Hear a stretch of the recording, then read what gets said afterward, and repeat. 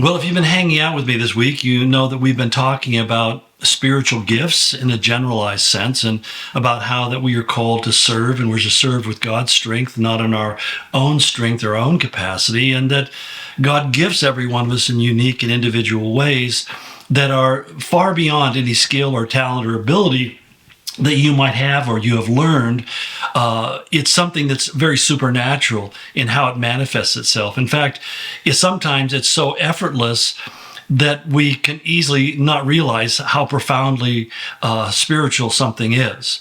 And that's why sometimes just an inadvertent comment or just a act of kindness or just sharing in various ways with people may not even register to us in a very significant way, but we find that they have a profound impact upon those whom we're doing those things to. I think, I'm a coffee addict. I confess it. I love coffee. As Garrison Keillor said, the Holy Spirit moves in many ways, and caffeine is one of them. But I just love coffee. I love coffee, and I'm glad to read articles that say it's actually good for you. If there's ones that say it's not, I just ignore them and say that's fake science. But the point is, that we have two separate coffee bars in our church, and we have baristas that work there, and we do it the old style way where they're pulling the shots by hand and everything. And the thing that really is such a blessing to me is when I go there, and the people who serve there do it with such joy and such helpfulness, and they're excited and they're finding pleasure in what they're doing, and they're working really hard. I mean, there's so many people are getting their coffees and stuff, but it just really is such a blessing because you see the joy that they're emitting by what they're doing. And they do it with such an organized and systematic way, and they do it in such a cooperative way, and there's such great teamwork. I mean, I quite honestly, I just sometimes just look at them and just go, what a blessing these people are, because they're serving God. They're not just making sure that I get my triple espresso before I go up to preach. They're serving God. And it's just really a wonderful thing to observe. And I think that we need to understand that for us as individuals, that there are ways in which we serve God. And I'm sure that as they're working behind the espresso bars, that they're not thinking about what somebody else might be thinking about them. They're just concerned with responding to people according to whatever they want, whether they need, and to do it in the most gracious and loving way, most Christ-like way. And that's kind of what we need to be asking God to help us do. That I find that we interact with people every day in various contexts. And, I think it's just really important to really walk in the Spirit and pray that God would help us to be spiritual and thoughtful and considerate of other people. I have the opportunity to make a journey to the infusion center once a week at one of our local hospitals. And the thing that's interesting is I just, I feel like I have a responsibility to be a nice guy for all these nurses that are having to do all the stuff they're doing. I mean, it's easy to become irritable, and especially when they can't find the vein. And the time they poked me 4 times before they finally found a place that they could do my phlebotomy. But it's really easy to get irritated with that and get rubbed wrong by something like that. And yet they're doing the best they can. That's what I can say. And it's my obligation to treat them rightly. I remember years ago, I went into a stationery store. Remember those, office equipment and goods stores, kind of like there was a Staples on every corner. And I went in to buy a day timer, which was those ways which we used to keep, write down our appointments and things on paper, back in the days when paper was a real thing. And I remember I asked a young lady, said, can you show me where the day timers are? And she looked at me and she's kind of like, well, I don't know what that is. And in my mind, I'm thinking, you work in a stationery store and you don't know what a day timer. But I didn't say that. I said, well, here's what it is. And I went through and very plain what it was and what it should look like. And she goes, oh, yeah, I think I know where this is at. So I took her over. She took me over there and showed it to me. And then I made my purchase and I was happy and left. I get a letter a few days later from her. This is before the days of email. And she said, I just want to thank you because usually when people ask me stuff and I don't know what it is, they get really irritated with me and become kind of rude and disrespectful. And I just want to thank you and say you were kind. And I was thankful that I had been kind, and I'm thankful that I had said what I was thinking at the moment.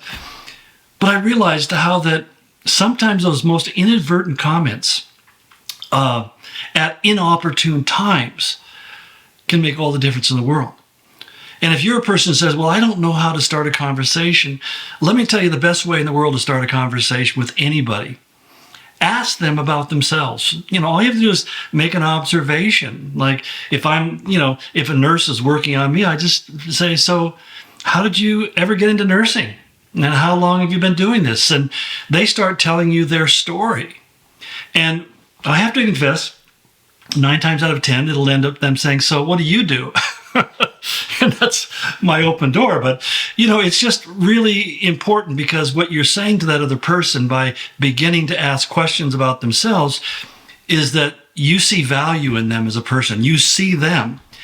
And most people in this world feel like they're unseen. They feel like they're anonymous. Now, you've got those, digital warriors who sit behind their keyboards and screens and type out all these ferocious things. They're out attacking everybody, trolling everybody, and saying bad things.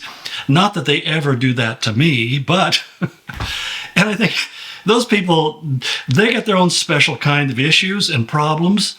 And they really, it's really sad and really kind of pathetic.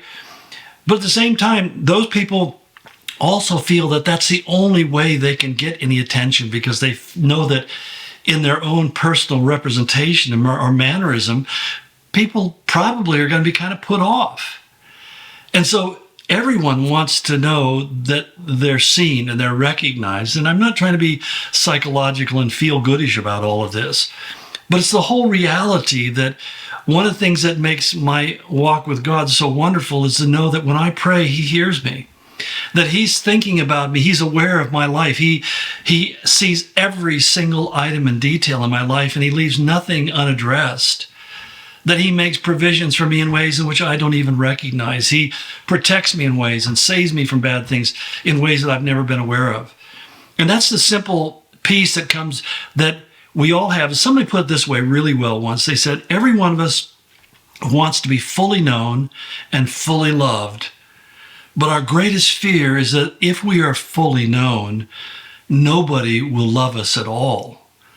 And I think that's something that really is where a lot of us live in our lives. We think if people really knew who I was, they wouldn't like me. And I would just like to say that to some degree, you may have some issues that you need to work on. But here's the thing.